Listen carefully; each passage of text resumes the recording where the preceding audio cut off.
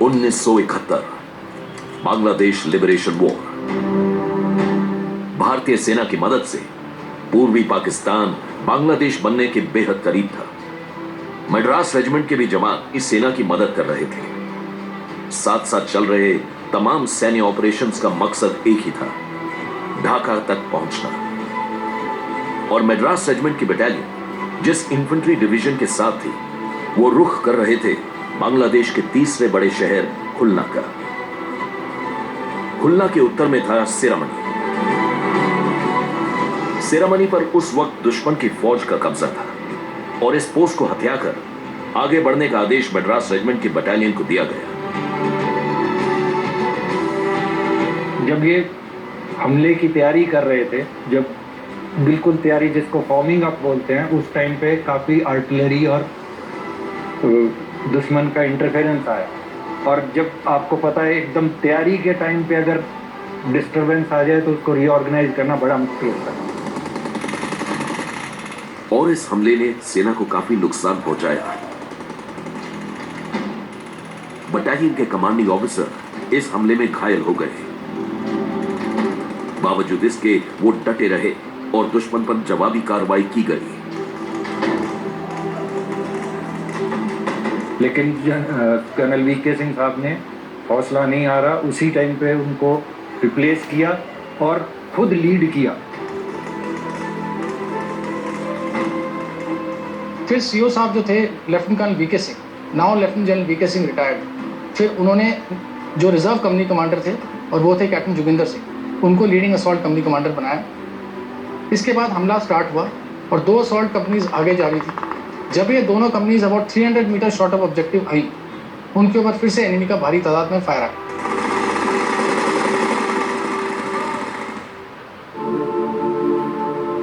Alpha company का advance वहीं पर रुक गया, लेकिन जो company which was under captain Joginder Singh, वो अपने ऑब्जेक्टिव पे पहुंचे। उसके बाद ये काफ़ी गुत्थम गुत्था की लड़ाई हुई।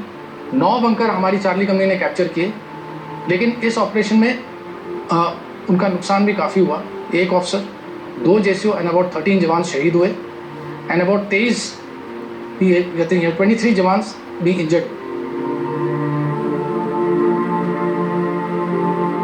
अब ये कंपनी काफी कमजोर थी और यह आंकलन भी साफ था कि दुश्मन की तादाद भारतीय सैनिकों से लगभग 3 गुना ज्यादा है।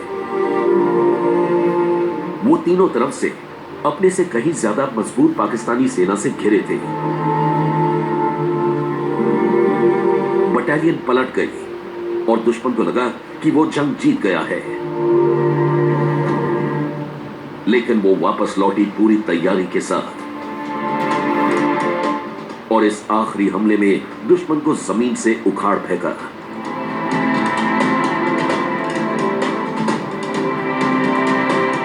इस जंग को लाइटनिंग वॉर भी कहा गया।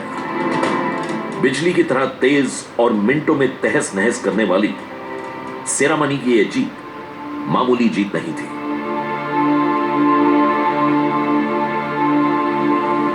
इसका महत्व यह है कि ये कंप्लीट 9 डिवीजन एक्चुअली एडवांस कर रही थी, तो ये एक इम्पॉर्टेंट लोकेलिटी थी just short of the area of Khulna. तो इसलिए सिरामनी को क्लियर करना बहुत ज़रूरी था। इसलिए जैसे मैंने पहले बताया कि पहले एक infantry battalion, because information clear नहीं थी कि एनिमी की नफरी क्या है, तो एक सॉर्ट ऑफ प्रोबिंग एक्शन किया गया। उसके बाद पता चला कि एनिमी की स्ट्रेंथ क्या है एंड फिर 9 डिव का हमला किया गया। और इस तरह बैटल ऑफ सिरामनी का युद्ध सम्मान मद्रास रेजिमेंट के नाम लिखा गया, साथ ही 2 वीर चक्र। मद्रास रेजिमेंट के ये शौर्य वीर तब तक लड़ते रहे जब तक इनको सौंपा गया मिशन पूरा नहीं हुआ। इनसे खौफ खाकर मजबूत से मजबूत सेना ने मैदान जंग से अपने कदम पीछे खींचे हैं और इनका युद्ध घोष का कहर झेला है। वीर मद्रासी अड़िकुलू अड़िकुलू, यानी वीर मद्रासी प्रहार करो, संहार करो।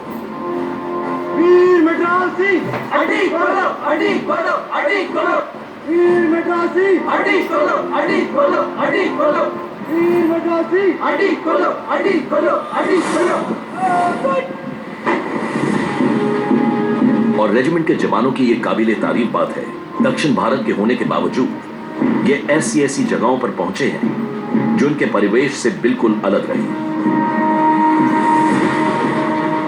सैचुरेशन में अभी तक हमारी रेजिमेंट की 8 बटालियन ने उत्कृष्ट सेवाएं प्रदान की हैं। महावीर चक्र एक ऐसा सैन्य सम्मान है जो कि युद्ध के दौरान दिखाई गई असाधारण वीरता को सम्मानित करता है। मद्रास रेजिमेंट के 5 शौर्य वीरों को यह वीरता पुरस्कार दिया गया।